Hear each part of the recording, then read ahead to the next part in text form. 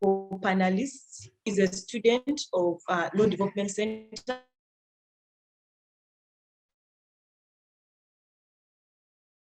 And we have Mr. Kenneth Gubbi, who is a politician.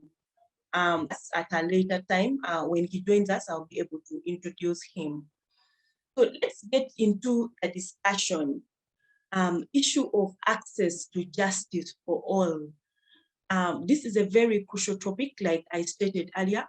Uganda has laws on access to justice. We have laws, we have conventions that we are parties to.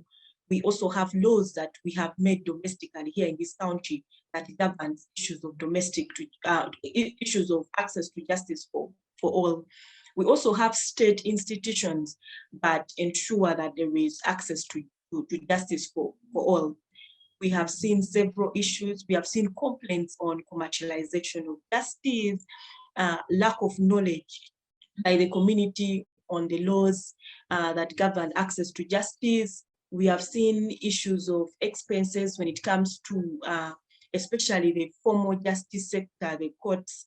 We have seen issues of expenses that litigants have to, they have to bear, issues of paying for advocates. We have seen issues of delayed justice that has happened in this country, which has been majorly caused by issues of case backlog and a lot of other issues that have been associated to this topic. And I'm glad that we have our panelists today who are going to help us unpack this topic. So I'm going to start right away from Joana to start the discussion. So my question to Joana is, what do you understand by access to justice for all? Over to you. Okay, thank you, Fancy, and for this amazing topic. I'm glad to be joined by other panelists, and I hope we shall have a good time here. So my understanding of access to justice, first of all, justice should be for all. So in its sense, it should be viewed and should be treated as a human right. Like the process of attaining everything to do with how someone is protected, their rights, and when it comes to the concepts that are extended to making sure that someone accesses justice, that is fairness. It is a human right and should be accessed and should be affordable to everyone, as long as they are citizens, as long as they are human beings.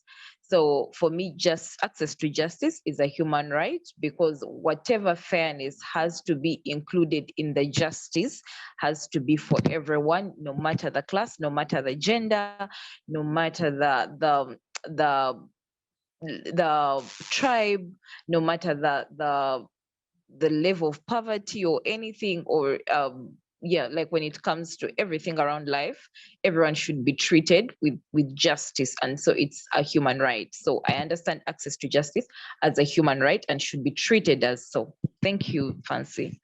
Okay, thank you so much, Joana, for that insight into what access to justice for all means. As I stated earlier, we have our fourth panelist, and he has joined us now. We have Honorable Kenneth Gubbi. He is a politician. Kenneth is a politician at Kiganga District. Kenneth, you're welcome to the Community Talk Show.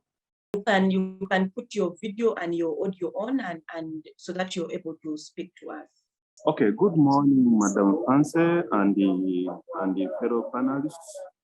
I take this opportunity to welcome each and everybody to this.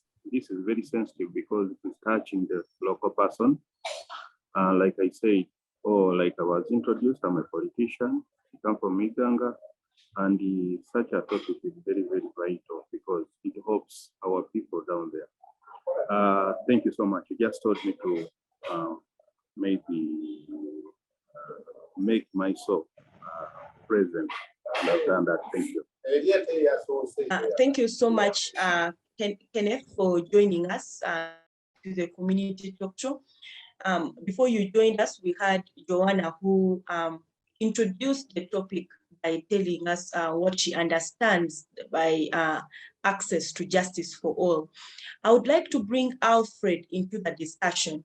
So Alfred, you're an advocate and you work with Branmark advocates. So we would like to bring you into the discussion. What is the law on access to justice?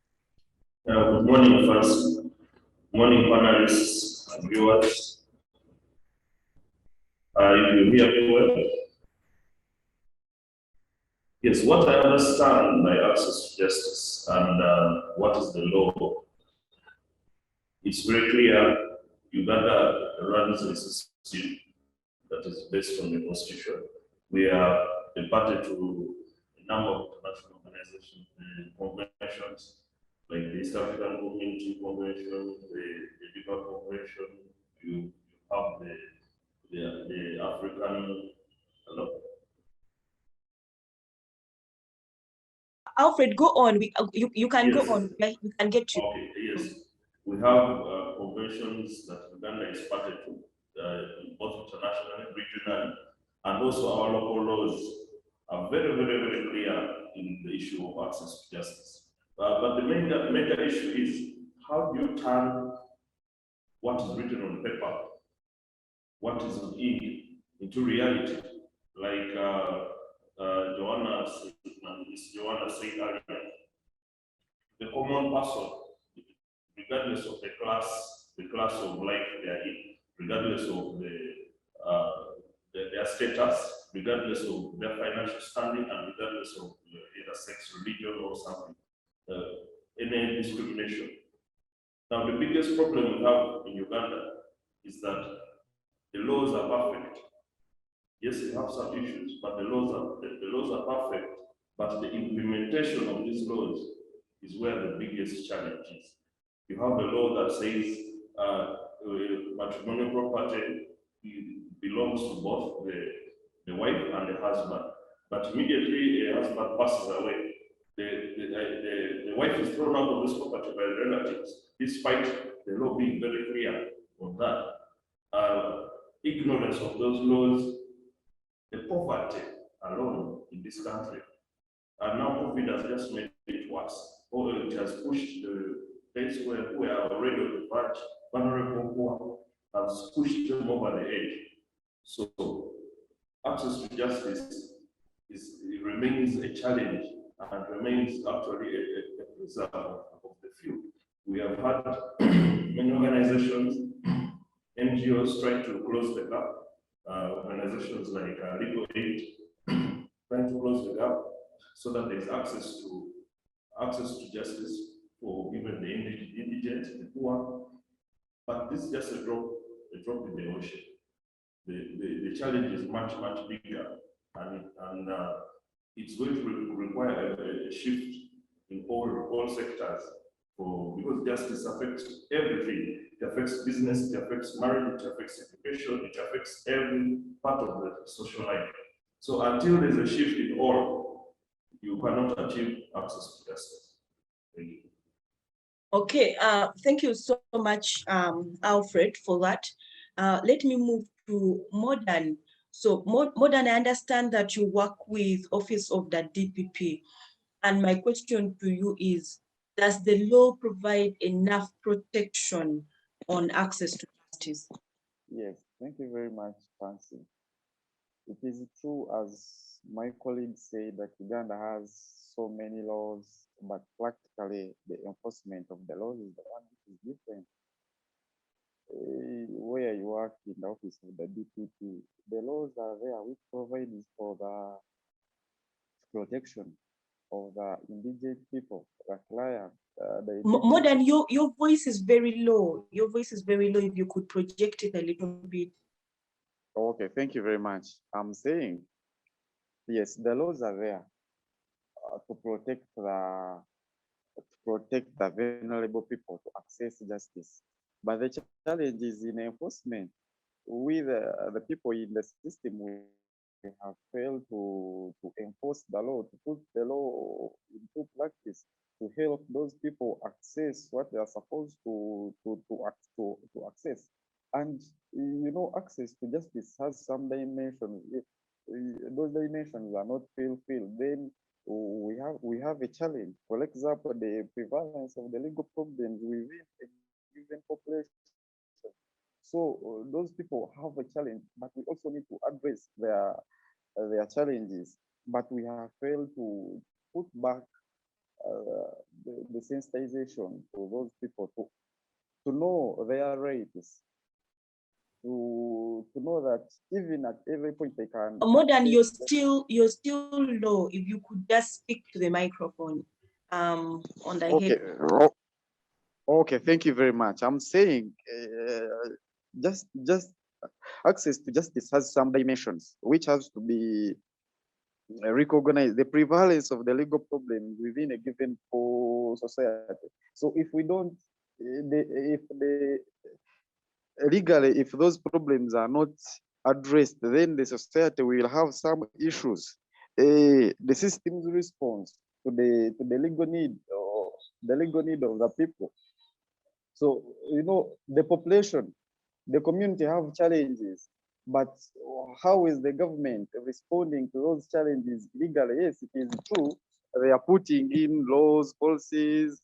We are even signing in international conventions, but how better are they in supporting the community? How better are they in making those people access those offices? So you see, those are the challenges. Access to justice, we have to treat everyone fairly and equitably. The Constitution is very clear. Chapter 4 of the Constitution is very clear. All of us, we have to have that equal right. But you find we have the challenge, and the community, we have failed to address that challenge with the community where we stay. Even during the political seasons where you find most of the human rights violations are in place, we only address the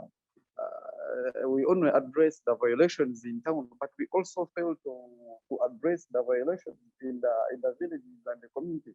And those people are there suffering. They cannot access justice. They cannot access the offices. Even most of them also fear to come to these offices. For example, where I work, it is very hard to convince someone to come and meet a state attorney or resident state attorney and address his issues. In this, people are fearing to come, and it is affecting them to access their justice, which they are entitled to. We also need to address the issue of the social economic impact on the access to justice. If we fail to address the impact, then the community has some issues. As I said, that the community is not well sensitized about the legal framework of the country, so it will not access the justice. The community is not, they are not well versed with the legal framework of the country. So how will they come in? So thank you, Frank. I think I beg to submit. Thank you so much, Modern. I would like to pick right from where Modern stopped and bring Kenneth into the discussion. So picking up from there, my question to Kenneth is, does the community understand the laws on access to justice? Thank you, Nancy. Is it again making a lot of noise or it's clear? You're clear. I can hear you. Okay, I thank you so much for the opportunity to hear you. And I want to actually start from there, like you say, that does the community access justice? Now, I want to speak from this perspective. My constituency is Nigamba district, and it's actually a rural constituency. Now, there is a lot that is missing, which really government has to come in and maybe bridge the gap. if not government, if government is limited in one way or another, then government should be able to empower NGOs such as CCG and the others to come in and help the person at the grassroots. You know, we had DGF that was doing this and empowering some of these NGOs. Then these NGOs would get down to the people down, and then try to sensitize them as far as the access to justice is concerned. But somehow, somewhere, I think there are some things maybe being sorted out between government and the DGF. We pray that very soon this is resolved and this is restored, because at least there was a lot that was going on. Like for example, I had a sensitization in my place there that was done by CCG and in conjunction with the Democratic Governance Facility. And you know, up this time, people come to me, they say, I wish you can bring us back those people. I wish we can get access to those lawyers, you know, because they went there, they told them that, okay, people, look here, in case you're having issues to do with land, you are not accessing electricity, please, we can come in and help you. And you know, people are too green. They need to know that this is happening in Uganda. And yet it's the country they are staying in. So I call on government to quicken up the process. Also DJ, there should be some way, in one way or another, they should agree, and then this program was really helping the people. Now, as far as the people are concerned, the truth is, there is little that people have fixed as far as the access to justice is concerned. Because a person down in the village, what he knows or what she knows is wake up in the morning, get my hoe, go and dig. Then I come from the garden like at around maybe 11. Now that is time to prepare some lunch. They have lunch. After lunch, some of them even plan to go back to the garden. You can imagine. So by around 4, 5, you find somebody running back to the garden. So this person, where is he or where is she going to find time and access such? Even just watching TV or just listening to radio, some of them can't even afford, because we said if you have to buy a radio, then again you have to buy the dry cells, and you know somebody can't afford that. Somebody looks at that as a liability. So he prefers, he says, okay, I will hear. In case of anything, they will tell us, the LOC will tell us. And if the LOC does not tell them, so it means they will remain in the dark all through. So we should bring the people on board through the LOCs, through those community people who work with these people. And now, how can that be achieved? That can be achieved by, I know government sometimes has too much on its table to handle. So, but there are these NGOs like CCG, like EGF, like and the rest of these others. They can do a very, very, very good work too in educating people on how to access justice. So my humble appeal or my humble cry is, I appeal to government to please have a consideration in freeing EGF and the rest of these others, such that we can have a smooth running and interacting with government. Anyway, Madam Fancy, that's what I can submit as far as that is concerned. Thank you. Okay, thank you so much for that. Let me move back to Joana. So Joana, you work in the community. I would like to get your understanding and the community perception on access to justice. How does the community perceive access to justice? Okay, thank you so much, Fancy, for the question. First of all, we have to understand what kind of communities we are dealing with. To begin with, my projects are literally around the slum dwelling areas in Kampala. And so the urbanization and increasing population in the urban centers has led to like so many problems in the slums. And then there is they literally have all issues starting from social issues to economic issues to environmental problems, so all sorts. And then this leads to the disadvantaged people being literally excluded when it comes to the socioeconomic status, and then the environmental issues that come with where they stay. So when you reach most of these slums, it is really disheartening that first of all, the environment itself is already bad, like it's already terrible. And I know every government is responsible for executing appropriate policies to enable some of these formal sectors, and then equitable distribution of resources, and then for a good sustainable urban growth. So, but what we find in these communities is that they are living a survival scheme.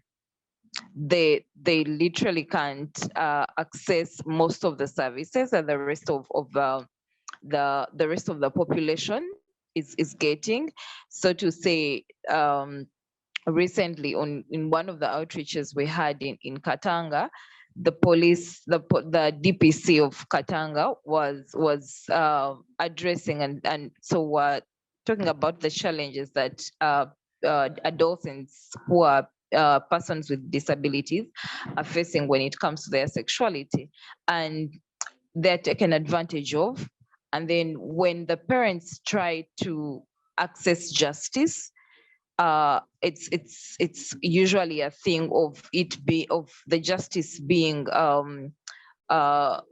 crippled right at the first level. Like when they reach the chairman's place, this person cannot access the right justice because they don't even understand their rights. So most of the issues that we have in such community is that the people themselves, the community, does not understand its rights, because this has been like a long and ongoing discussion that citizens in Uganda don't understand the constitution itself. They just hear the constitution was changed and it's all over radios. And then, of course, we have the politicians at the local level, at the local government level, but do they ever take initiative to even do community sensitization before DGF, before CCG comes into these communities to explain to these people what the laws and policies and the constitution entail? Has government ever taken an initiative to say we care about our citizens, and every constitution, law, policy, and every right has to be explained in every local language of every tribe that we have in Uganda, so that people can understand their rights, they can understand where the law includes them and or excludes them, so they can be able to access justice. Because I mean, according to Article 7 of the Human Rights Declaration, justice is supposed to be accessed by everyone without discrimination, and then there should be equal protection. But do these things are only understood by us? I mean, like, because we can read, because we can access these things, but the local person that actually needs the justice does not know their rights in the first place. They don't even know, leave alone the human rights declaration that international and global, even the just a child protection unit in some of these communities. They do not understand what it means that a child should be protected, and then there is a child protection person at the office, at the police, and every police station is supposed to have that person. And so for anything that that is not proper when it comes to accessing justice, these local people should be, the local person, the law person should be able to access that justice. They don't even know their rights in the first place. So accessing this justice and understanding their rights is in the first place very, very low. It is very low. And so the thing we have to address is, does the local person understand their rights?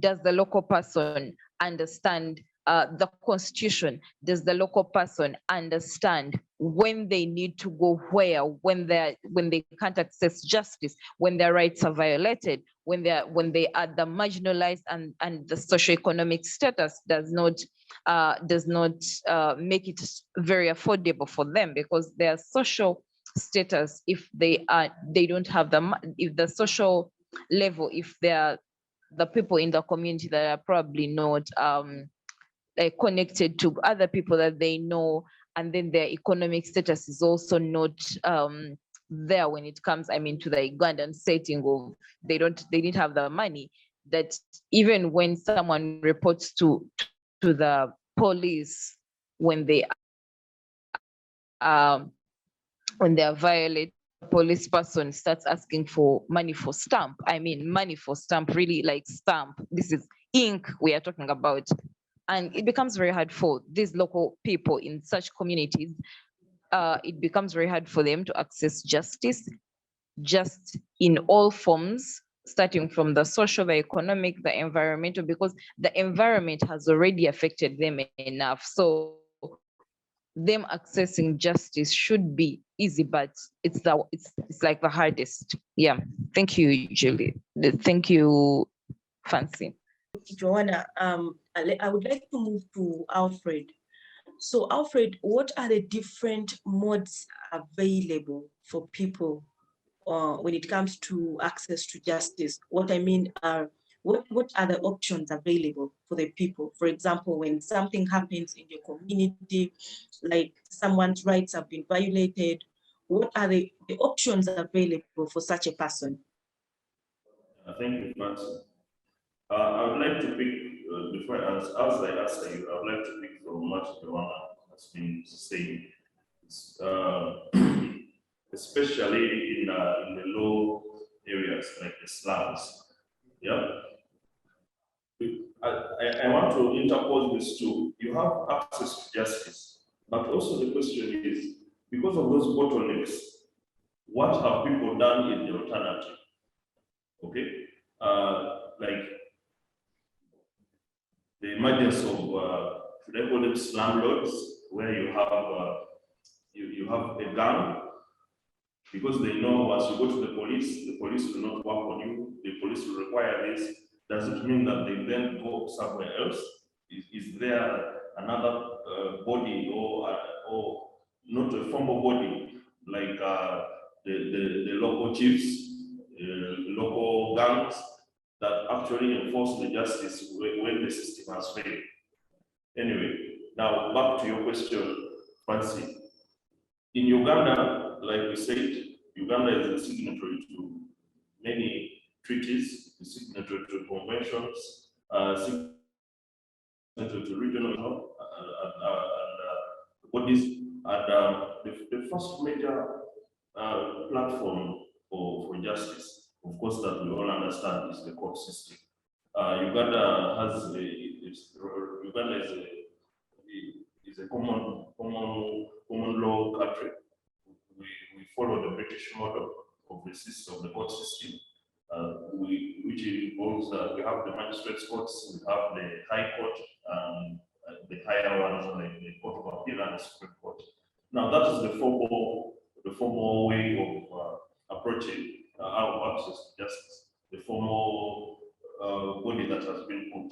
But for you to be able to access the courts in Uganda, you have all the bottlenecks. Now you have to deal with us, the advocates, and you have to, that involves money, because advocates, and like my colleague at the DPP, the state actors, it means you're going to have to touch in your pockets, you're going to have to sell land, you're going to have to sell animals in order to access that justice.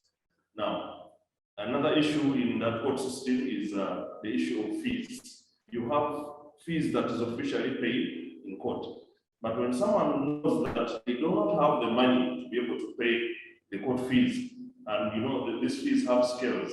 So, for an example, if you have land, you're quarreling over land, and like for the people in the north, the land is in square miles. Okay, if that land is valued, you will find that the fee alone to be able to put a case in court is in millions. Yes, and that fee goes directly to the government. That alone is a bottleneck that is going to cause that community to abandon the court system. And that's when you will see things like knives coming out, spears coming out, and then the access to justice now becomes a problem. There's what, under the law, is what they call pauper suits, where someone who cannot pay these fees is exempted from paying the court fees. But the one of the panelists, this was I think it was Modern stated that the people don't know about these laws.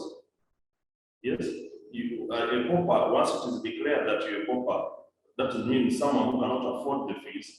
The court has, the law has a system where the court can declare that this person is a pauper and is exempted from paying those fees. But how many people know about that?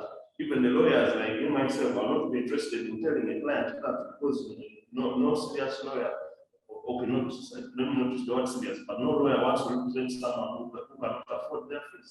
Because they also spent money to study these laws. They spent money to set up their offices. They spent money in their profession. That is why you now have organizations like the Legal Aid Project. You have DGF putting money in such organizations to be able to represent the indigent. Now, we also have what is called a small claims procedure. This is for those, for any claim below 10 million. You don't really need an advocate. You can just walk to any court system, any court premises, and fill in your forms, and within 2 weeks you start the hearing of that just by yourself, without having to engage an advocate. But even that, it's still affected by the same issue that you don't have knowledge of that. The community doesn't know about small claims. You find them quarreling over something that can easily be sorted out. Then, apart from the court system, you have what you call alternative dispute resolution methods. Because the court system is adversarial. You're dealing strictly with one against another. But in alternative justice systems, you have mediation, which actually our courts have adopted. We have court-aided mediation, where the court appoints a mediator to try and resolve the conflict between the parties. Then you have different mediation firms, and this is coming up in Uganda. Actually, it's picking up. We have practice mediation. You have examples like the one with Atuhuriire. You have different ones coming up, and it is picking up, because instead of going through a long court process, instead of going through a process that's going to tear down these communities, tear down families, it is better you go for mediation. And this mediation is actually if you look at the justice system, the local justice system, you find that mediation is similar to what the cultural or the traditional justice is. So I feel that the emergence of mediation as a very strong platform for solving disputes is a good thing for the country.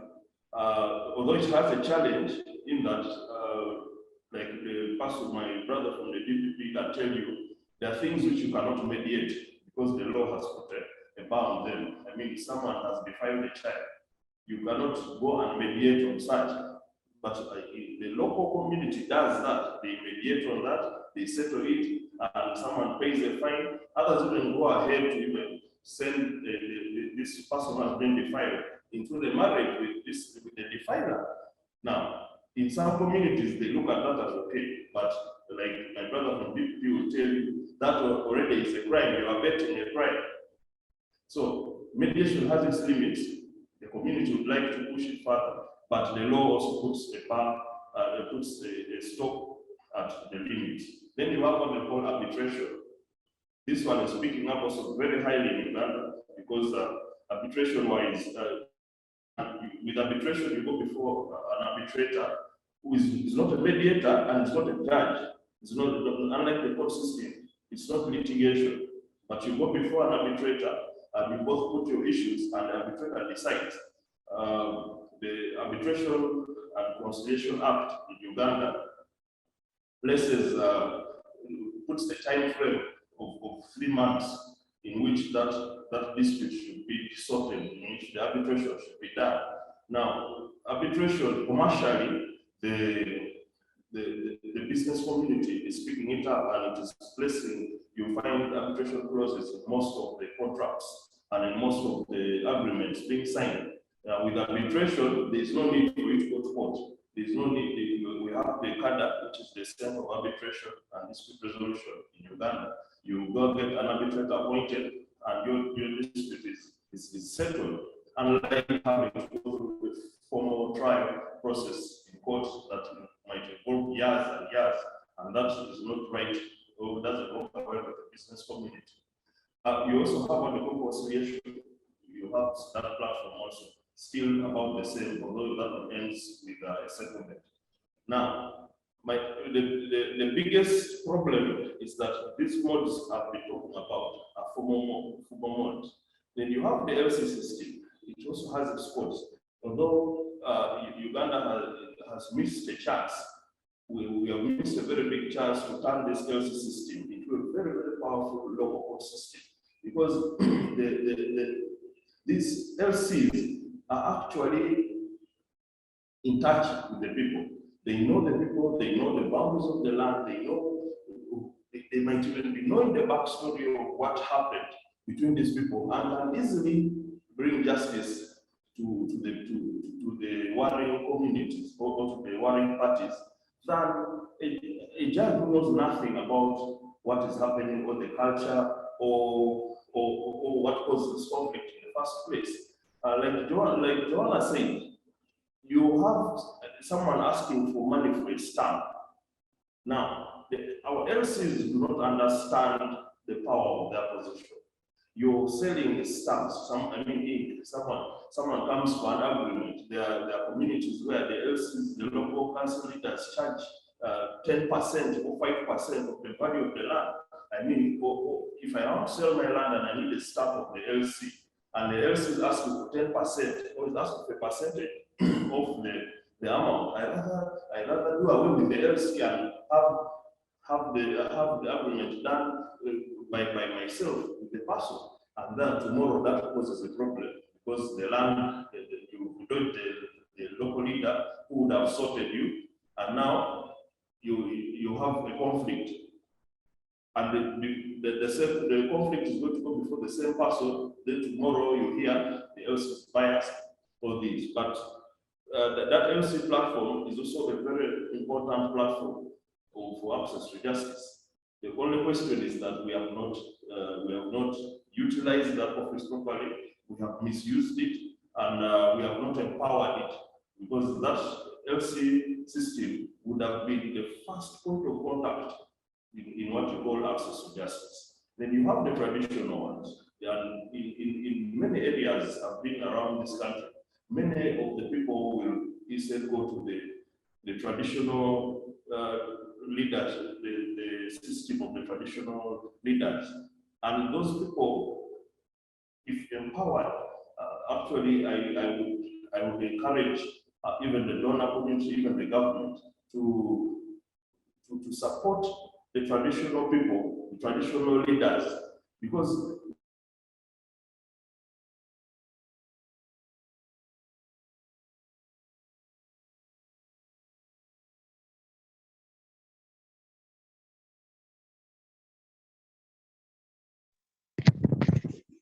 I think we've lost Alfred, or I'm the one who is not getting him.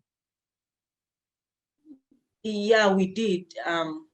We did lose Alfred. I think we will get him back at a later stage. We are hoping to get him back because we were having a very, very interesting discussion on the different options that we have, that the community has when it comes to access to justice. And I know the community is going to benefit so much from this knowledge when they are aware of the different options that they have. So we will have Alfred back. at a later time. Alfred, we can see your back. You are Yes. making point. Yeah, you can proceed. Yeah, sorry about that. I think there was a problem with my connection. Yes, I was saying it is better for you to empower that local leadership, so that the traditional leaders, so that they actually become a part of the system instead of an alternative. Okay, then you also have what especially for labor related issues, you have what you call the labor officers. They are actually the law envisages that every district should have a labor officer who acts as a mediator in labor matters before the matters are taken to the industrial court. The only problem we have had with the labor officers is that many of them are not they're not should I say legally literate. There should be a deliberate policy to appoint advocates or people with, no, let's say advocates in those positions, those key positions, so that the first point at the districts before matters come to the industrial court, because we have so many issues to do with labor enforcement or enforcement of labor laws. People are being oppressed in their jobs, low pay, no pay sometimes, or overwork. Yet the labor laws are very clear, no time out, but ignorance and also a very, very, and I should say unmotivated labor officer system causes them not to have access to justice. Access to justice is not just that you move to the court or you move to the place to seek the justice, but also it's about the quality of justice that you receive, the quality of service that you receive from that place. So those are the different platforms for access to justice. Thank you. Thank you so much, Alfred, for that very, very elaborate discussion into the different options that the community has when it comes to access to justice. Now let me move to modern. So modern, we have had this come from the community, even from this panel, issues of commercialization of justice. There are so many people who think that without money, you cannot access justice. So what is your take on that? Yes, thank you very much, Fancy. Yeah, that is the point I was making even earlier, that commercialization of justice has made the community fail to access justice. Everything has been commercialized. You cannot access food.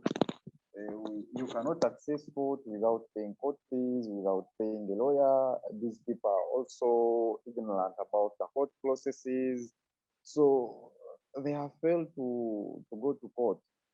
And another thing, okay, the point I want to make clear about these communities, and it is the challenge of most of us, especially who are in public offices.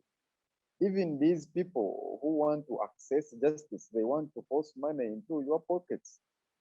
They want to give money to even to the police who are investigating some cases.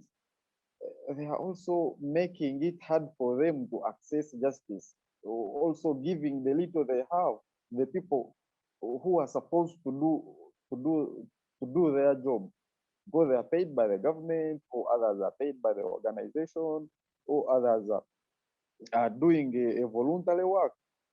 But the communities, the people themselves, the population would want also to bring in money to affect their access to justice. It is a challenge that we have in the communities. For example, now the police is supposed to investigate the cases, but before going to investigate, the complainant would want to give the police money to go and investigate and get a certain evidence. Yes, it is the role of the DPP to direct the police where to investigate the kind of evidence they want, but it is now the complainant giving the police money to go and investigate something to get certain evidence. So that means the other party will not access justice, who doesn't have money to also go and look for that evidence, So the challenge of commercialization is both is within both the system, both the institutions that we have, and even the population itself. It is making it hard for itself because they are also putting in money to do the investigation, which I don't consider that it is the right way to go. If there are institutions that are supposed to do those investigations, there are people who are supposed to gather the evidence, then there is no need of you paying the money. We have also had people like my colleague Council Okello said, cannot tell an indigent client that no, there is even this provision of law where you can file your case to court and you don't pay court fees. Lawyers are not telling their clients about it. Even some organizations are not doing that to their clients. So the challenge we have is sensitization. Yes, there is commercialization of access to justice. Everything is money, but people need to be sensitized about all these court processes. They need to be sensitized about their rights first. Because if they understand their right first, they understand what they are supposed to do, then accessing justice is so easy. Even they will not put in much money in these things. Yes, thank you, Frankie. I beg to submit. Thank you so much, Modern. Moving to Kenneth. So, Kenneth, my question to you is, do you think the government has done enough to ensure justice for all? Okay, Kenneth, the noise in your background is back. I don't know where it comes from. Okay, it has gone. Let me just repeat. It has gone. The noise is back again. Kenneth, maybe try unplugging your headset, the earphones. You know, get me? Okay, yeah, I can now get you perfectly well. Let me just repeat the question to you. My question to you is that, do you think the government has done enough to ensure access to justice for all?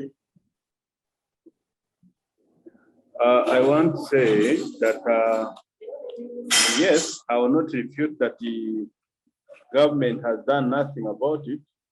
I will say government, yes, has tried to do something, but still not enough. Still not enough. So, government can be assisted by, like I earlier said, if government can allow these other players to come in, then they can help in reducing the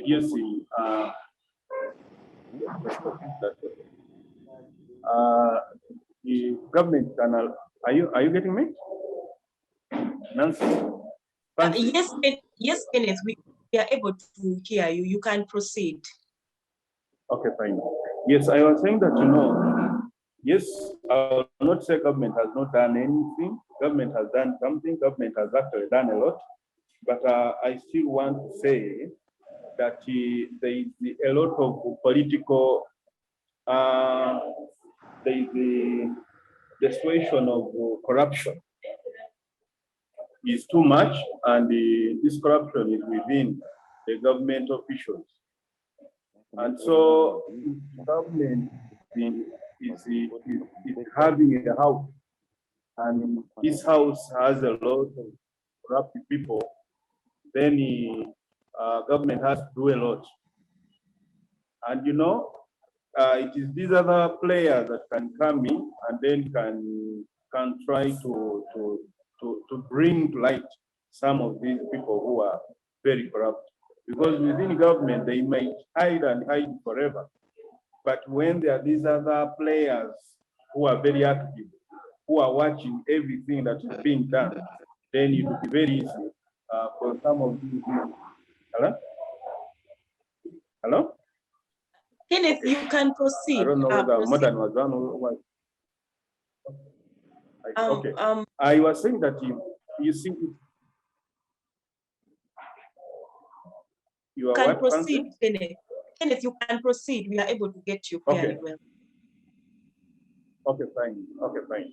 I was saying that you know, when these other players come in, they help to highlight or to bring to light some of these other things that are being done and undercover.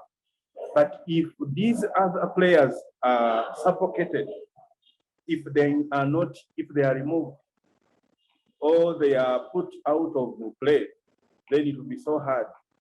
Government is going to do whatever they can do to think that they are doing the right thing. They are trying to eliminate ABCD, but at the end of the day, I assure you, it will be so hard to succeed. So there are those checks that are supposed to be done or are always done by other players like the DGF, like CCG, like, you know, they do a lot. So we need these in play, such that any person who is corrupt and is a government official can be brought to light. And then people will know that so and so is in government and is very corrupt, you know. So then even government will have to also say, no, we cannot have a house that we are trying to clean up, but then even these children that we have in the house, ABCD. So it now also helps them to clean up themselves. But now, if you are government and you are suffocating these other players, you are saying no, these ones are bad, they shouldn't operate. Then it will be so hard. You are going to have children whose bellies are going to be bulging every day, but on the expense of the people. And the people, the grassroots people, will be feeling so bad. They'll be saying, no, this government is so bad. So my argument is there should be those players that bring in the checks and balances. And then secondly, also, like I said, the local councils should be empowered. They should be given the information that is very, very adequate to helping the communities, because these are the people who are interfacing with the local people, you know. But if we keep making policies from Parliament, those policies, those good policies are made there, but you know, they don't really go down to when they reach by the time the local person hears about them, the impact is not there. The impact is completely not there, because somehow, somewhere, they are compromised. They are compromised and the intention is already lost.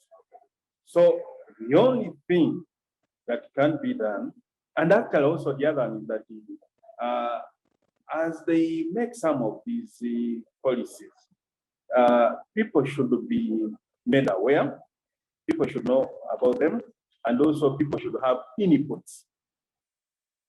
People should be able to input in some of these policies, such that, because there is a lot that goes on in society, Fancy, let me tell you, and the fellow panelists.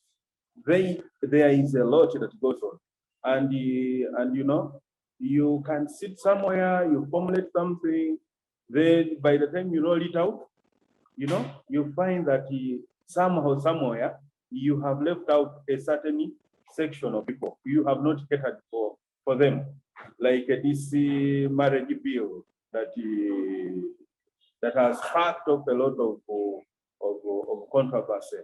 You know, there is a lot. So if you don't ask the people, if you don't get them involved, you might come up with something and you may think it is so good, it is going to be very effective, but then somehow it will meet the challenges.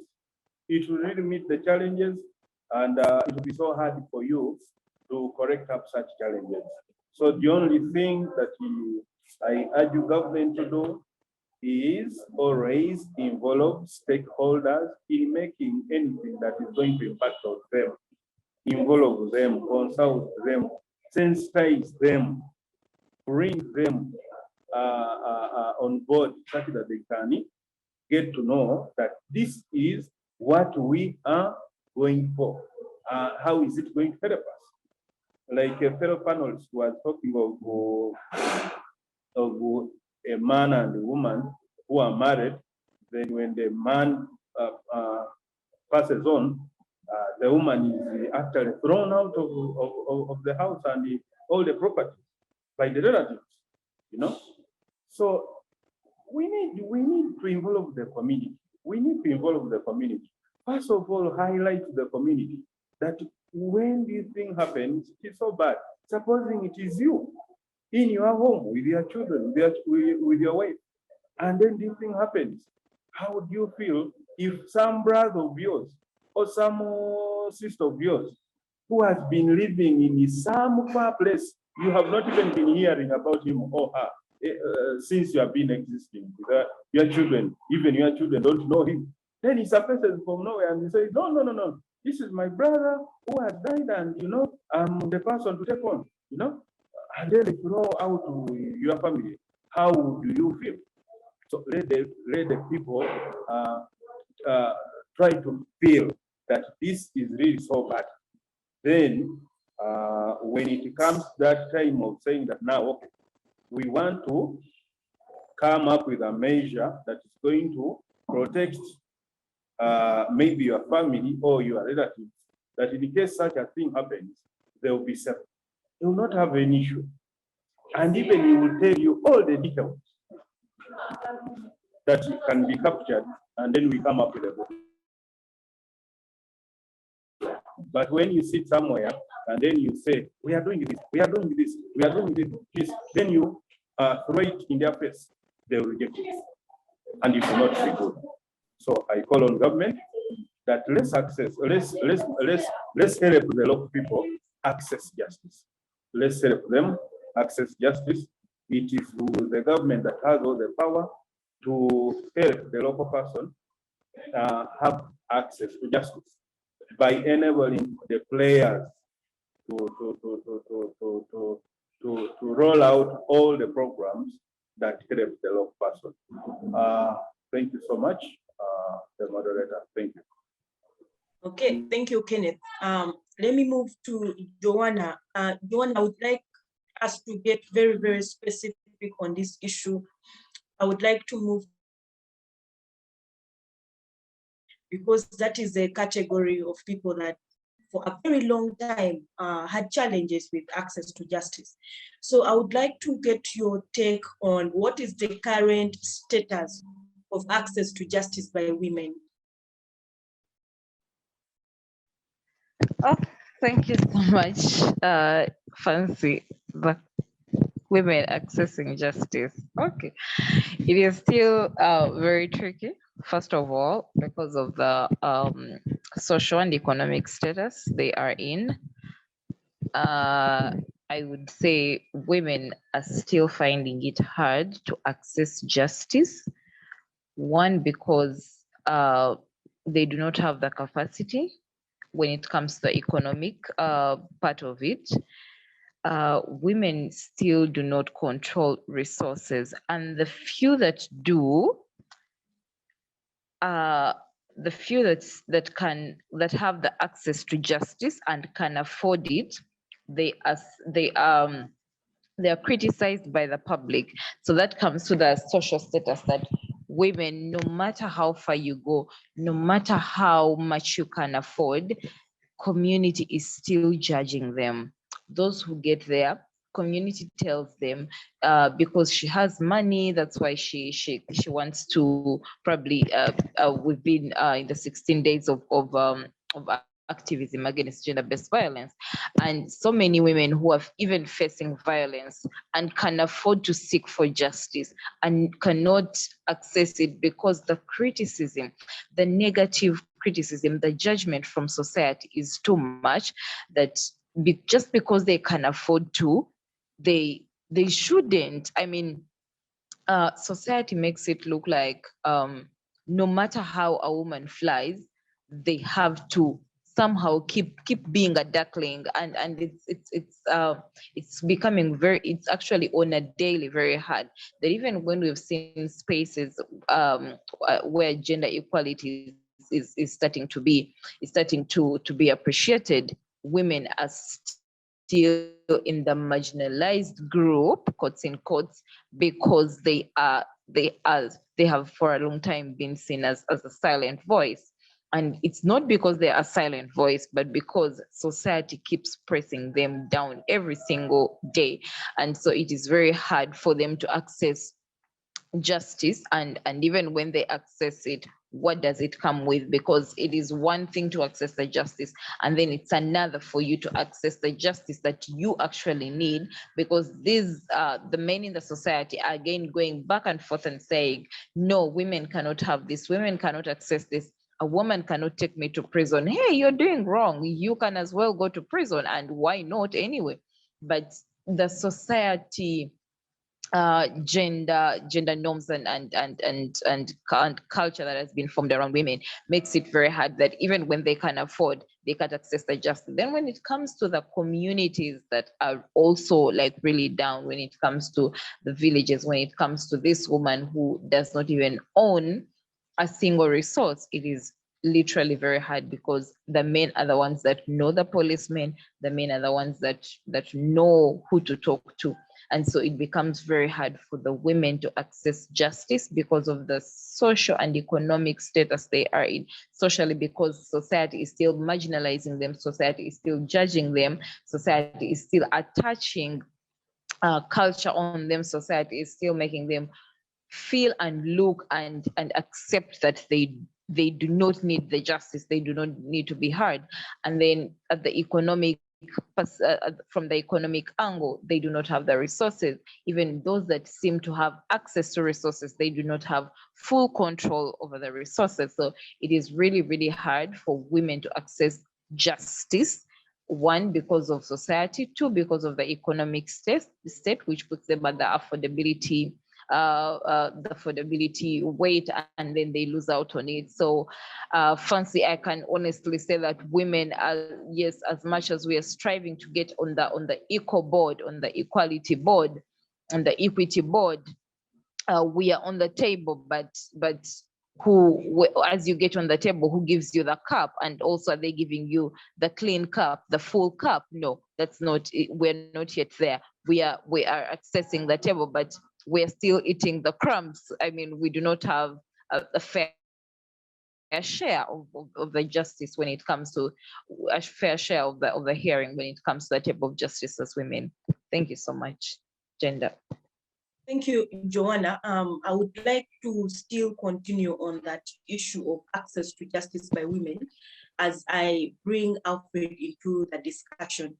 So Alfred, you have listened to the challenges when it comes to access to justice by women. And this is something that is not new, it existed for a very, very long time in this country. So my question to you is, how do we improve access to justice by women? Thank you, Fancy. Like I submitted earlier on, Uganda is a signatory to many international corporations.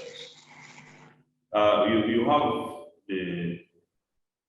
the setup, which is a convention on the elimination of all forms of discrimination against women. We have the UN Rights Charter, which is gender neutral. But translating this into action is the tricky part. Women are what you call, I classify them as of course it's a vulnerable group, but even the factors that delay access to justice, like poverty, for the woman, it even gets worse. Like Joanna said, the woman doesn't own resources. The woman doesn't control the resources. And it makes it worse that the burden of society is placed on her. She's the one in charge of the children. She's the one in charge of making sure there's education for the kids. And yet she has no access to the resources, which are supposed to be used for that very purpose. She's the one in charge of feeding, making sure the family is fed. At the end of the day, you're looking at, first of all, the vulnerable group, let's say, of the poor, but now, being poor and being a woman on top of it makes it even worse. You're like she said, you're eating crumbs from the table, but this you're not even near the table. So the problem of access to justice for women is particularly heightened.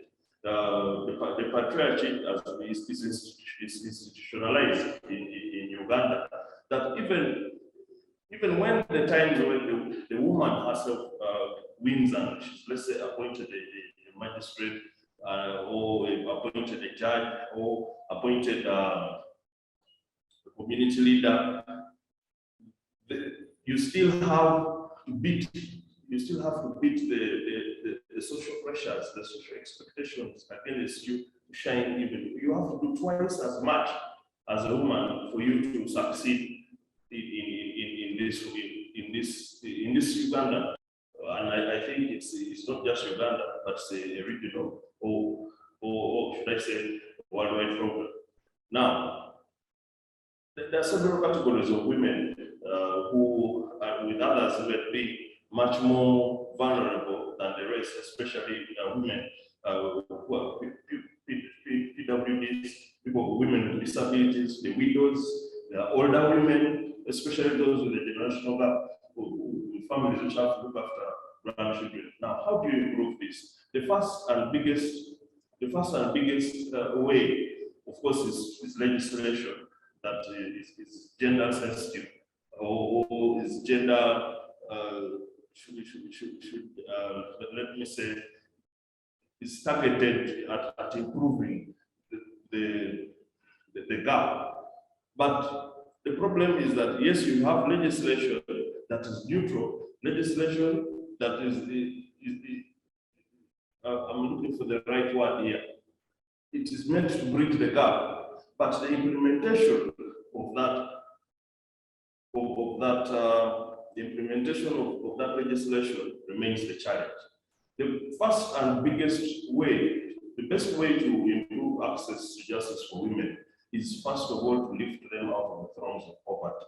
Because the biggest hindrance to access to justice is chronic, it's poverty. And in Uganda's case, chronic poverty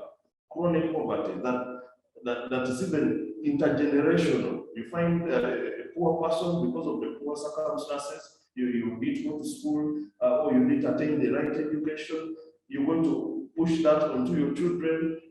The woman, by the fact that she has no resources, means she has no control over the number of children she gives birth to, over the decisions of her life, then makes her even give birth to many more children. And those children again are into bigger poverty because the mother was poor and the mother didn't have control over decisions that would have lifted those children out of poverty. Then they are thrown out of land. They don't have access to the land. They don't have access to the resources of the late husband. That makes that generation poor, and the poverty is imported generation after generation after generation. So until the issue of poverty is dealt with, the woman will always remain at the bottom when it comes to access to justice. Number two, there are what we call harmful cultural practices. You have a culture that says the man, when a man dies, the brother inherits, takes over. The brother of the husband takes over the responsibility of the woman, of the wife of the brother. Now, how do you control that? Where in a place where the laws are out of touch with the community, meaning that the people, even up to now, the people are doing wife inheritance in the village. It's not legal, but someone is doing it because they are operating in another world away from what they like or we call ourselves the elite are operating in. They are living in their own world. They sit, have meetings, and they say, now you, this man will take care of you. And it happens like that. And if she misbehaves or anything, God forbid, she falls in love with another man. That can even lead to excommunication from the community. Yes, then women accessing justice, how can it be improved, like you asked? One, uplifting poverty rates generally. Two, is something that was talked about earlier, translating these laws into the local language. The literacy rate among the women in Uganda is extremely, extremely low. There has been great improvements with UP. There has been great improvements in the enrollment, in the number of enrollment, but what COVID has done to the education sector, we might need a generation to repair. It has pushed back the gains. Women and girls have dropped out of school, and these girls that have dropped out of school, these girls that are now in teenage pregnancies, these are the women of tomorrow. In 5-10 years, these are going to be the mothers of this nation. Now they're going out there illiterate, they're going out there poor, and then access to justice will be like the last thing on their minds from now. The next group I would also like to talk about is the prison women, pregnant prison women, women who have been incarcerated either on remand for civil debts, either for crimes, domestic violence. There was an interesting case where a man abandoned a woman and she did have, he was taking care of giving her money child support. And what the woman did, she picked the child and took the man's place and says, please, I have nothing to do to help this child. And they dropped the child at the man's place, like they always do, and then she took off. And what the man did, he went and reported a case of child neglect, and the woman was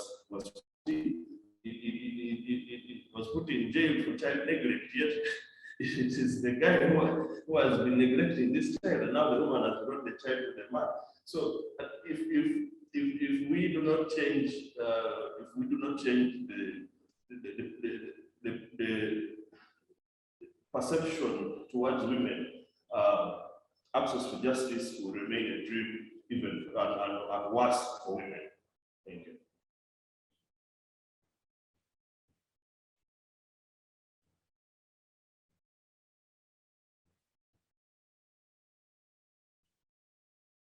Hello.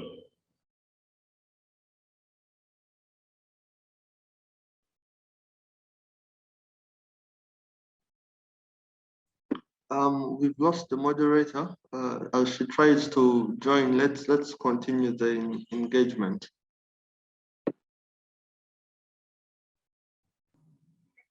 All right. But Alfred, your audio was breaking a little, so you may want to take us back maybe to the last two statements or three. Okay. Yes, sorry about that. As I was saying, my major issue was that women are specifically vulnerable because of extreme poverty. If you have a poor person that has no access to justice, being a poor person and then a woman at the same time makes it even twice as hard. It's like a double barrier to access to justice. So you have someone who is already vulnerable, and then by the fact that she's a woman, it makes her more vulnerable. And I talked about harmful practices, harmful cultural practices like wife inheritance that has been normalized in the communities, that has been normalized in our cultural settings.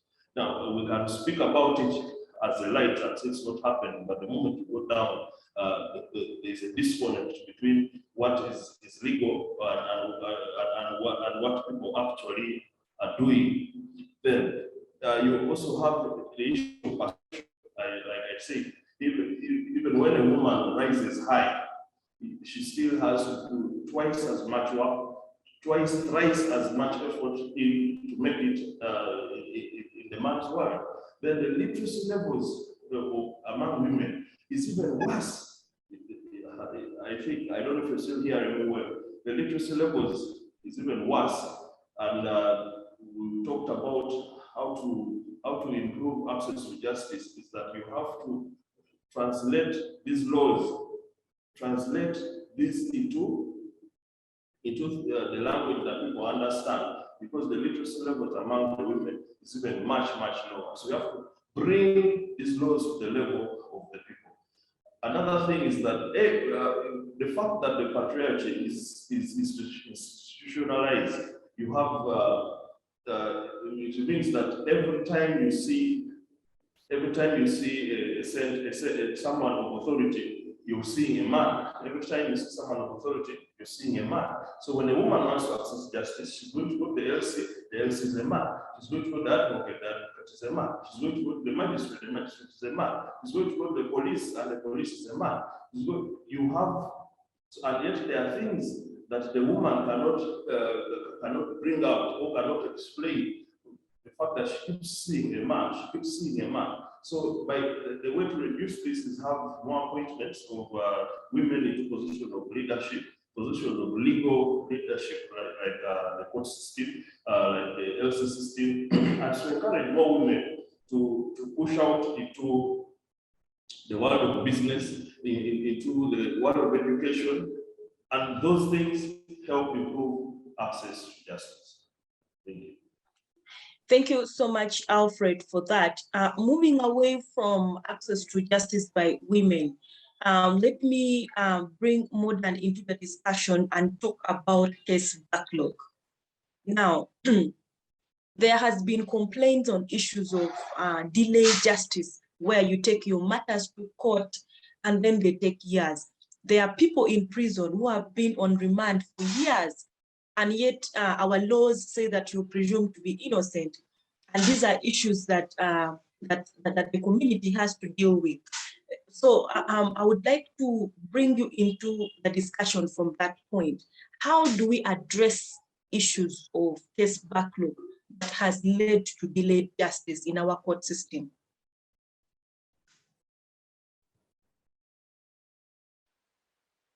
Yes, thank you very much, Fancy, about the question. Yeah, in Uganda, we have that challenge of case backlog, and it is affecting access to justice by the most litigants, and both the litigants and even the institution itself. It has that challenge of the case backlog. But the only way to address that issue of the case backlog, we also need the sensitization. People need to be sensitized about attending cases.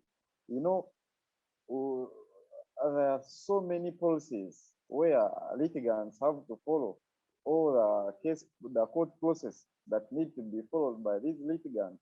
If the litigants are unaware about those processes, still the institution itself, it will be hard for it to address the issue of the case backlog. Like of recent, we had the amendment of 2019, the civil procedure rules, where they introduced the summons for the election. But of recent, we have a new precedent about those summons for the election. But the litigant, when the litigants are not aware about it, and you know, these litigants, they think when lawyers ask them money to do their things, what about the new developments in the law, they think maybe lawyers are cheating them. They are not sensitized about it. So if we sensitize them, then that is better to deal that the backlog. Then back to the institution. The challenge is the institution is the corruption itself. So if we deal with the corruption within the institution, so that is very easy. For example, it is a mandatory in land cases for a judicial officer to visit the locus, and there is money that is allocated for visiting locusts. But you find the judicial officers are asking money from the litigants to bring money so that that locust can be visited. And you know, you cannot decide the case when you have not visited the locust. That is the challenge that the institution needs to deal with. And there is also a challenge of file allocation. You find these days you find even some judicial officers, for example, in magistrate courts, where a chief magistrate allocates himself a file which is supposed to be handled by the magistrate grade 1. So what do you expect? You know, what do you expect? Is going to have so many cases on his table, is not going to handle those cases. So we shall have a backlog. But if the magistrate handles the matter, chief, okay, if a judicial officer handles the matter of his or her jurisdiction, then we shall deal with those. We shall deal with the matter of the case backlog. And you see, even politically, politics has also affected the case, has also affected the judicial system. You know, when these politicians come to radios, TV, and maybe they say about no, giving people bail is bad, giving people bail is bad. So you find even these judicial officers, they have failed to give the people, even with these petty offenses of stealing chicken, stealing matoke, people on remand, they have failed to give them bail.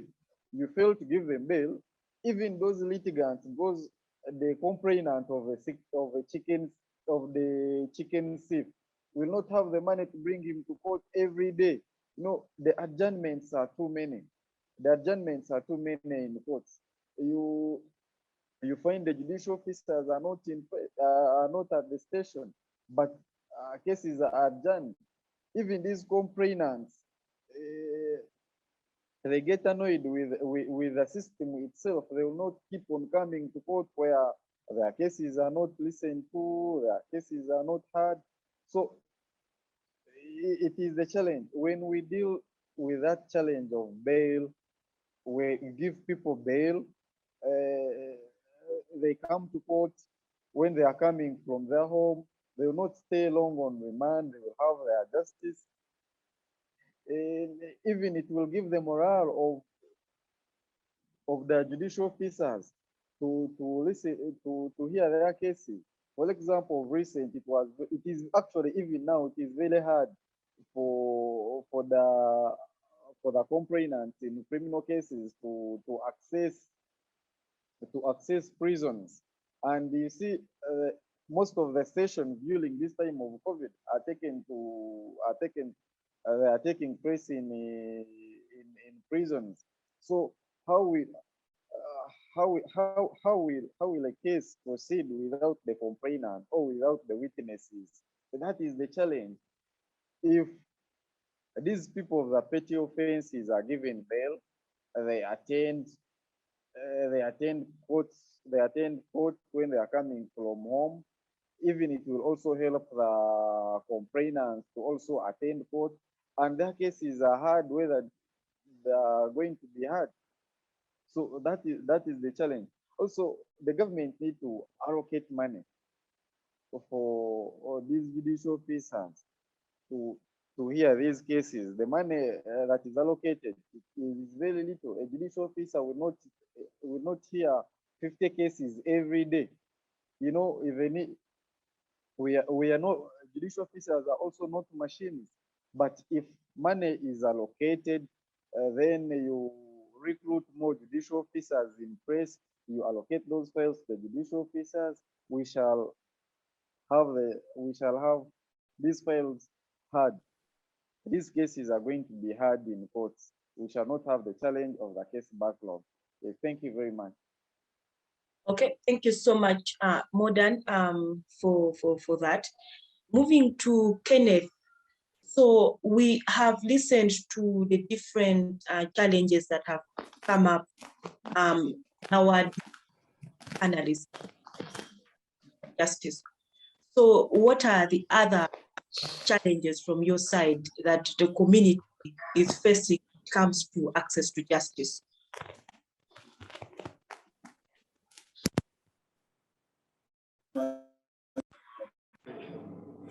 Concerning the challenges being faced by the people, the local people, as far as accessing justice is concerned.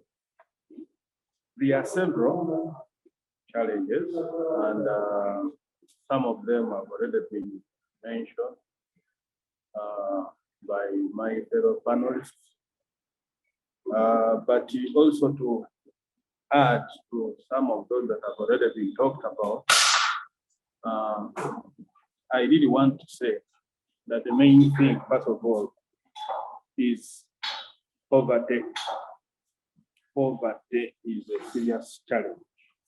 Poverty is really serious. Government has come up with the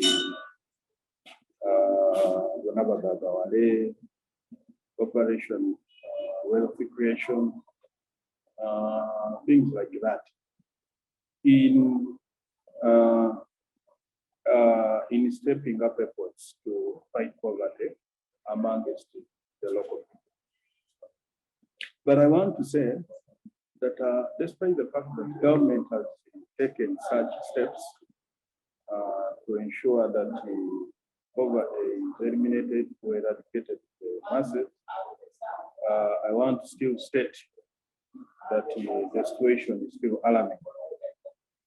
For example, in Busoga, you have been actually seeing statistics being projected. One time they say so that they think that the forefront as far as poverty is concerned. It is so bad, and it is so true. Because I will not say it is not true. It is true. Many people are suffering. They are going into sugarcane growing, and it is all nothing but losses. But the expectation has also not been met, and still government is fighting to them because the prices just drastically went down, and the government has not put up measure to share with people to solve the problem. So you find that the poverty is still riding through the whole region, and not even Busoga alone. But when you traverse the whole country, there's a lot of poverty fighting. And you know, when a case arises, like for example, defilement,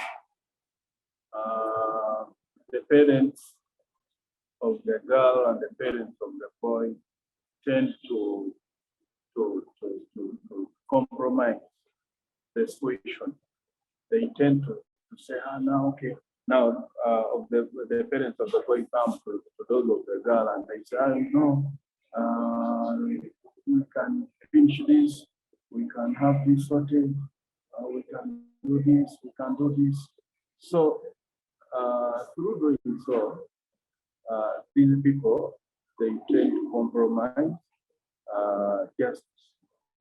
So this girl who has been raped, she definitely fails to access justice. And this is not really good. So there is, on top of corruption,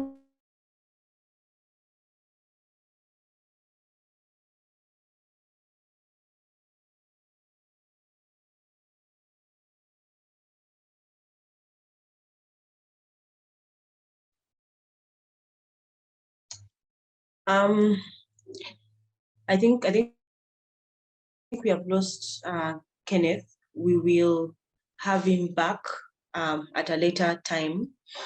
Let me move to Joana. So Joana, we are at a point where we are going to provide solutions to these challenges that we have looked at. So my question to you is, what do you think needs to be done so that we can improve access to justice in this country?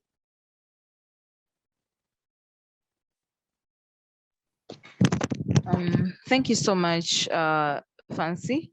So to start with, yes, NGOs, CSOs can try to do what they can, but at the end of the day, the primary role gets back to the government and the state, because I mean, Uganda is a state party to all these conventions, to the International Covenant of Economic, Social, and Cultural Rights. But the instrument also does not contain some of these judicial remedies. However, we can't say all is left to die a natural death. So we need to task government more and more, first of all, to make sure citizens understand their rights in every state they're in, whether they can read or write, whether they can understand the law or not understand it. I don't know how the lawyers in the house will probably tell us how best that can be done, but we need to task the government to make sure the way decentralization has been done from the village level, we need to have systems that make sure people in the villages, people in every environment, understand their rights, understand policies, understand laws, so then when they are violated, then they know what to do. Secondly, we can't stop making the noise as people who are doing work in these communities, NGOs, CSOs. We just have to keep doing our best to make sure we help the citizens, and the lawyers have to also come in and say, okay, as lawyers, maybe the government is not doing the right thing here, but what can we do? What can we do as a body to make sure we at least defend these people? Because most lawyers, when they're getting to do law, someone's like, oh, my parents faced this, or my family, or I've always wanted to stand out for the marginalized groups. But when they graduate, where do we see them? They are also on the streets looking for money, and are always willing to squeeze every little penny out of someone for as long as they can have their day gone and count bread on table for that day. So I think this is a call to everyone. It's an individual responsibility. It's a private sector responsibility, but most importantly, it's a government responsibility to make sure people understand their rights, understand the laws, understand the constitution. And then at that point is where we see what needs to be done. Because the reason corruption is still there is because someone can take advantage of you because you don't know anything. I mean, they're taking advantage of people's ignorance, people's illiteracy. So at the end of the day, it is the government's role to make sure people understand these things. If someone knows their rights, they probably can walk an extra mile into seeking justice, because then it means that the policemen, the local councillors are not going to take advantage of them just like that. So for me, that's my take, that as much as we have roles to play as CSOs, as NGOs, of course, now the government is also restricting NGOs and restricting CSO work, but we can't all call it a natural death. We have to keep fighting, because I mean, all again, it comes back to, can we help the rest of the human beings, because government is fending for itself. So I think for me, that's my take. Thank you so much, Fancy, for having me here. Thank you. Thank you, Joana. Well, Alfred, so we have heard from Joana, and my question still to you is, what improvements do you think should be made in order to ensure that there is access to justice in this country? Thank you, Francis. Once again, my major issue has been that the biggest hindrance to access to justice in Uganda is poverty. It accounts for over 90% when you're dealing with the reasons for not accessing justice. My first point would be fighting poverty, and fighting it realistically, not politically. We need people who understand what poverty is and how to actually deal with it. I mean, many parts of the world has dealt with poverty, and it should, especially chronic poverty, it shouldn't be it's not rocket science. Access to credit is, I think, the biggest issue we have in that it affects everything. It's even the reason for corruption, in that someone is appointed a police officer, but he can't even afford decent housing. Is appointed a magistrate, but you don't have anything to show for what you're working. You're working in DPP's office, you're working in legal aid, but you're also scratching hand to mouth. You're scratching hand to mouth. So the temptation becomes very high that when someone comes to you for help, also there's money on the table, you look the other way because you have a pressing need, you have a pressing issue. But if you had access to credit, if you had access to finance the way it is in the Western world, in that someone finishes school and he has access to credit. Of course, managing credit is another thing, but someone can have his job, he can enter a house which is fully furnished on credit. There is incentive to protect his source of income because of the credit, and there is no motive for him to take small money. There's no motive for a policeman in the UK, in the US to take a small bribe from a motorist because there's nothing he lacks. His home is furnished, he's driving his car to work. But for you're an official in Uganda, you're well studied, but you can't even afford the basics of life. Now, that is what makes corruption chronic in our system. It makes, and which frustrates access to justice the more. So credit, access to credit, it's what will help reduce poverty in this nation, and it will also help in access to justice. Number two, the systems need integration. Justice is not just the courts. You have the police, you have the DPP, you have the human rights, you have the local councils, you have the prisons. Those bodies have to start working together. You will hear a file is to the police, you hear a file is this court, there's a disconnect in that they are operating alone, they're operating in cocoons. If they could be integrated to work together, or even for them to listen to each other more, to speak to each other more, then there will be greater access to justice. I mean, I should be able to know that the police in this place is in touch with the community NGO, like the professional officer should be in touch with the NGOs working with issues of kids. They should be in touch with the school authorities. They should be in touch with the court system, so that in case of anything, there is fluidity in their operations, and that's increasing access to justice. I would also push the issue of consultation, sensitization. We are passing laws without considering the input of the real user of these laws. And it reaches a time where people just ignore them. They ignore them, and until the law is biting, that is when someone has a feel of what is. Then we need to demystify the legal system. We need to demystify it. People fear court, people fear the DPP's offices, people fear, like more than saying you call someone to go to the DPP's office, and it's like there's a problem. Yes? So we need to demystify courts, especially this can be done through visits.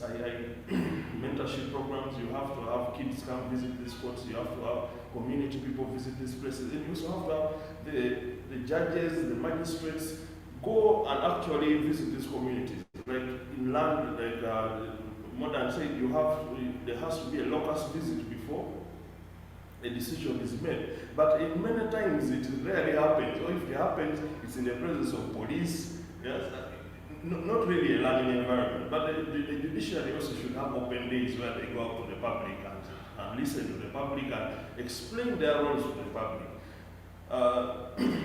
We should also appoint more advocates or people with legal training to sensitive positions like those landlords, positions like labor offices.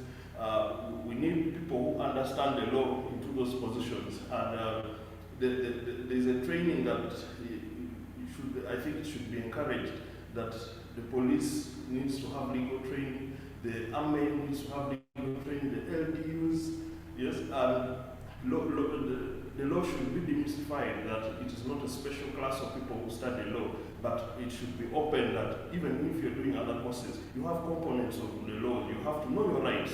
I think with that, access to justice will definitely increase. Thank you.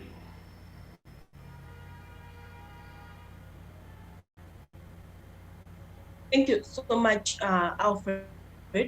Moving to modern, we have heard from Alfred and Joana. So would like to also get your take. How do we improve access to justice in this country? Yeah, thank you, Fancy, and the Council, Okello and Joana, for their contribution on how to improve access to justice in Uganda. It is my view that whatever they have submitted, it is very true and it is very correct. But I also want to add my voice on the same. The only way to increase access to justice is to empower the local council courts first. If these local council courts are empowered, then we shall have these people are going, because you see, LC courts, they are aware of the people on those local jurisdiction. They know how to deal with their people. They know how to handle their people. Those courts are empowered. Then you will see most of women, children, the indigent, the disabled will all access justice through them. But if these courts are there, they operate, they know people, they sit, but they are not facilitated.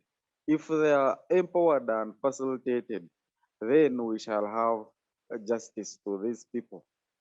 Then there is also another idea of sensitization. People need to be sensitized about the access to justice. They need to be sensitized about their rights.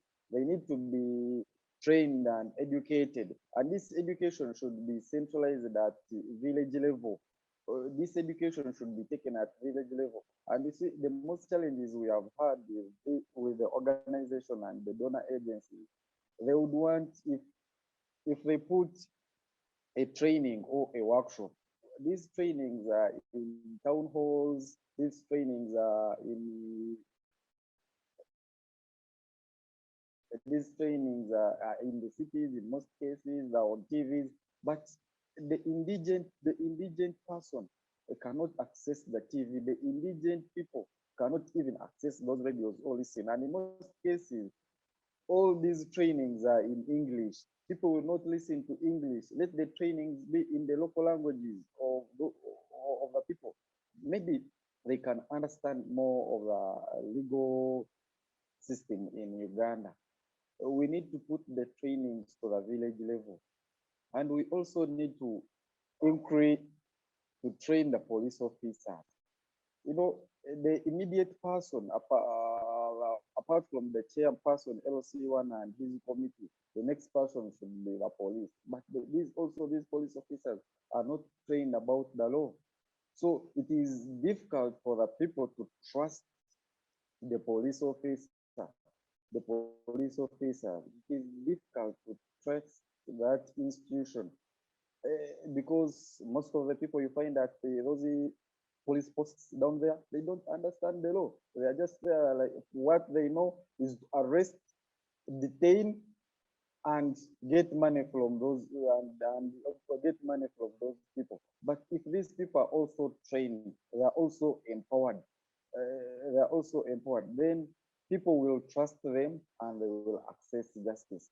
And we as the stakeholders, or the people in the system, all those who are working either with the organization, or in the private sector, in public offices, we need to make people have our offices. We need to make people trust our offices, because people are failing to come of our offices because they have a mistrust in us.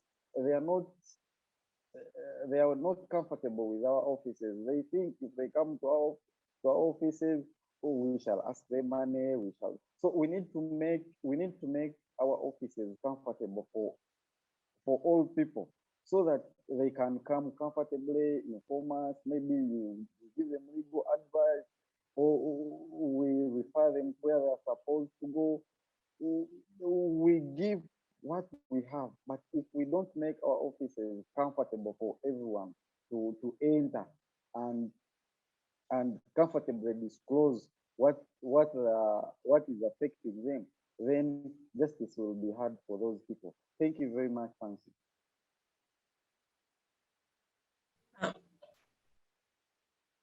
Thank you so much, Modern, and thank you so much, panelists. We are coming to the end of our talk show, and I would like to get closing remarks from our panelists. I will start right with Joana.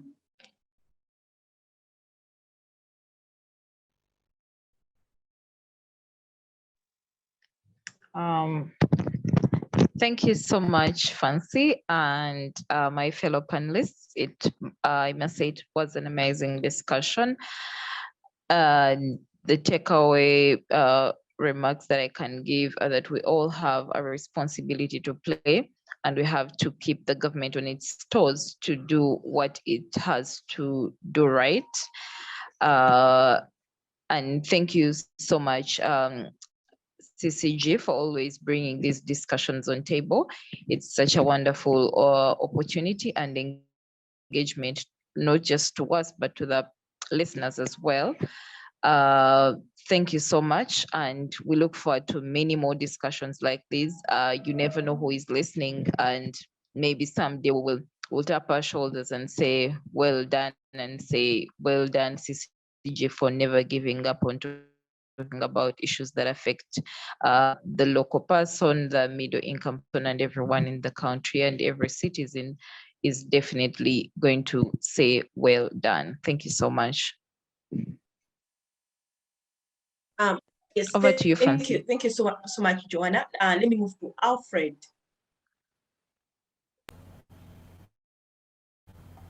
Yeah, thank you, Fancy. My closing remark, first of all, is just thank you for allowing me to be part of this panel. And I thank the panelists, my fellow panelists, Atukunda, Joana, Atuhuriire, and Kenneth. And also CCG for this program. This is an amazing discussion. And what I would like to leave as a takeaway is that you know your rights. Know your rights. You don't have to seek justice when things go wrong. Arm yourself before. You don't build a house during the rain. You build before it rains. Thank you. Thank you so much, Council Alfred. Let me move to Modern. Yes, thank you very much, Fancy, and my fellow colleague panelists, Council Okello and Joanna. I'm happy to meet you here, Joanna. Oh, I last saw you in AYLF, so now we are here together.